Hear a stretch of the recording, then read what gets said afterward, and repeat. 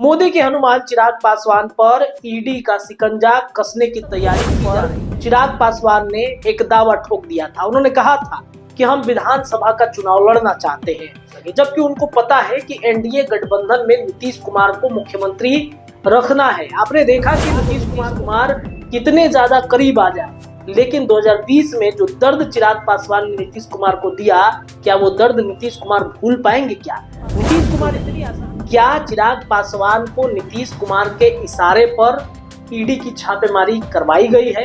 क्या नीतीश कुमार नहीं चाहते कि चिराग पासवान आगे बढ़े?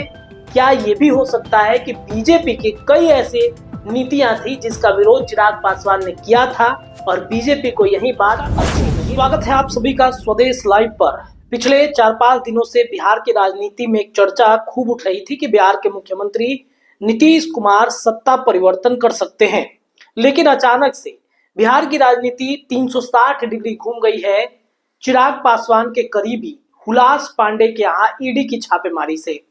इस छापेमारी के पीछे की वजह क्या हो सकती है?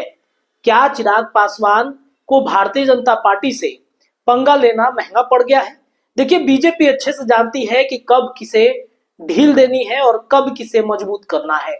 अगर आप एनडीए गठबंधन में रहते हैं तो आपको बीजेपी के नियम कानून से चलना होगा। ये अलग बात है कि नीतीश कुमार बीजेपी को समय समय पर आंख दिखाते रहते हैं। बीजेपी की जरूरत नीतीश कुमार है और नीतीश कुमार की जरूरत भारतीय जनता पार्टी की है। बाकी कोई दल एनडीए गठबंधन में रहे ना रहे, बाकी किसी दलों से कोई मतलब भारतीय जनता पार्टी को उतना रहता नहीं है, लेकिन नीतीश कुमार की मतलब और नीतीश कुमार की जरूरत भारतीय जनता पार्टी को समय समय पर पड़ता रहता है। लेकिन मोदी के हनुमान चिराग पासवान पर ईडी का शिकंजा कसने की तैयारी की जा रही है। जी हाँ, ये एकदम कंफर्म न्यूज है और इसकी शुरुआत उनके करीबी हुलास पांडे के ठिकानों पर हुए छापेमारी के बाद से लगातार उठ रहा है। सवाल ये है कि चिराग पासवान तो एनडीए गठबंधन में है और ईडी की छापेमारी तो अक्सर देखा जाता है, जैसा विवाद रहा है, जैसी बातें निकल के सामने आती है, जो बात कहा जाता है कि भारतीय जनता पार्टी ईडी का इस्तेमाल उन विरोधियों पर करती है जो बीजेपी के खिलाफत में या बीजेपी के कई नीतियों का वो समर्थन नहीं करते। यानी कि विपक्षी दल हमेशा से ईडी को लेकर के सवाल खड़े करते रहे हैं कि ईडी उनके सहयोगियों पर छापेमारी कराती है और इसे एक अपना हथकंडा अपना रही है। लेकिन यहाँ पर तो पूरे तरीके से दाव उल्टा पड़ गया है। चिराग पासवान की पार्टी लोक जनशक्ति पार्टी रामविलास के संसदीय दल के संसदीय बोर्ड के जो अध्यक्ष हैं हुलास पांडे, उनके यहाँ छापेमारी की वजह क्या हो सकती है?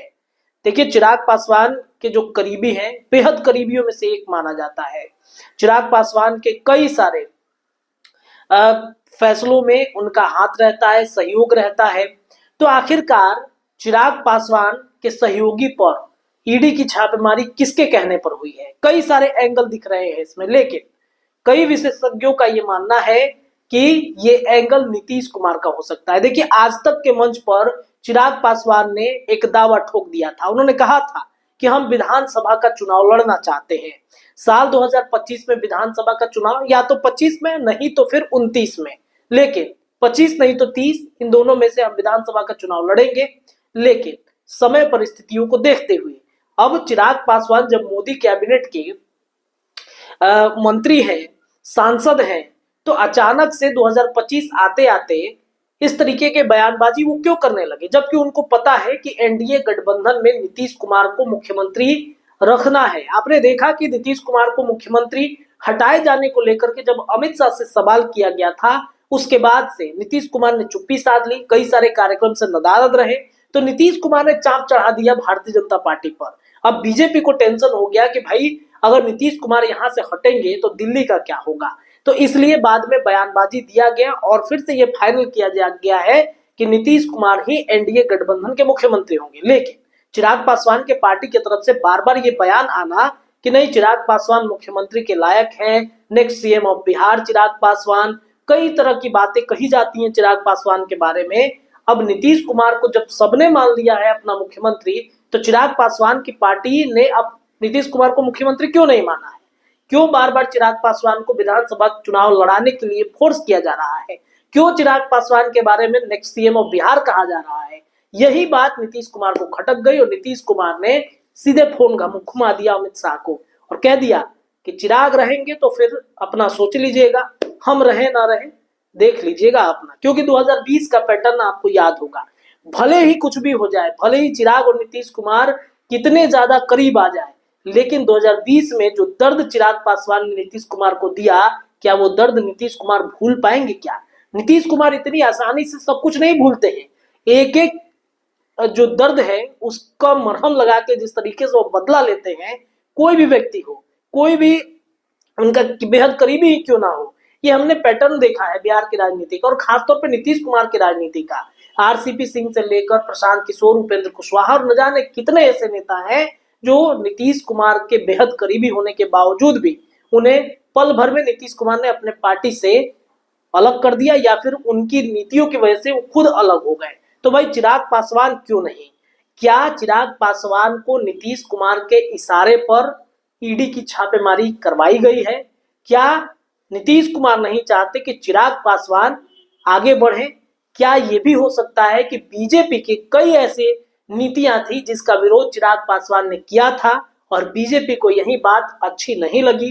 कई ऐसे पॉइंट्स पर, कई ऐसे मुद्दों पर बीजेपी को पीछे हटना पड़ा था चिराग पासवान की वजह से।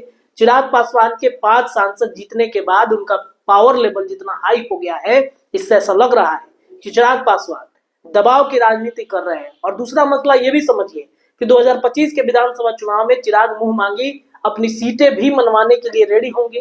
तो ऐसे में नीतीश कुमार कितने सीटों पर लड़ेंगे? चिराग अगर जिद पर अड़ गए तो नीतीश की सीटें कम करनी पड़ेंगी। ये तमाम चीजें, तमाम प्रक्रिया इस तरफ इशारा कर रहा है कि कहीं ना कहीं नीतीश कुमार ने अपनी ताकत दिखा दी है। एनडीए में रहना होगा तो नीतीश नीतीश करना होगा, ये बात स्पष्ट कर दिया है नीतीश कुमार ने। तो देखिए क्या होता है, लेकिन यह स्पष्ट तौर पर समझ में आ रहा है कि कहीं ना कहीं नीतीश कुमार के इशारे पर ही चिराग पासवान के करीबी हुलास पांडे के ऊपर में जो ईडी की छापेमारी है वो कराई जा रही है। एक और मुद्दा ये भी हो सकता है कि चिराग पासवान, माफ कीजिएगा, हुलास पांडे के भतीजे जो हैं अभी हाल ही में वो जीत के आए हैं। जिस सीट पर दावेदारी उनकी चल रही थी, नीतीश कुमार उस सीट पर अपना कैंडिडेट देना चाहते थे, ये भी एक मसला हो सकता है। कई तरह के पॉइंट्स है और कई तरह की बातें इशारा कर रही हैं कि नीतीश कुमार को चिराग पासवान धीरे धीरे अब खटकने लगे हैं। और एक और एंगल इसे जोड़ के देखा जा रहा है कि तेजस्वी और चिराग पासवान आने वाले भविष्य में एक हो सकते हैं।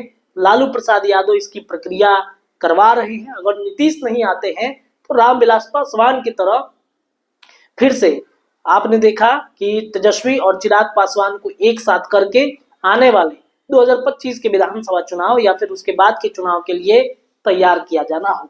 फिलहाल इस खबर के लिए इतना ही, लेकिन जुड़े रहिए, तमाम अपडेट हम आपको देंगे। बहुत बहुत धन्यवाद।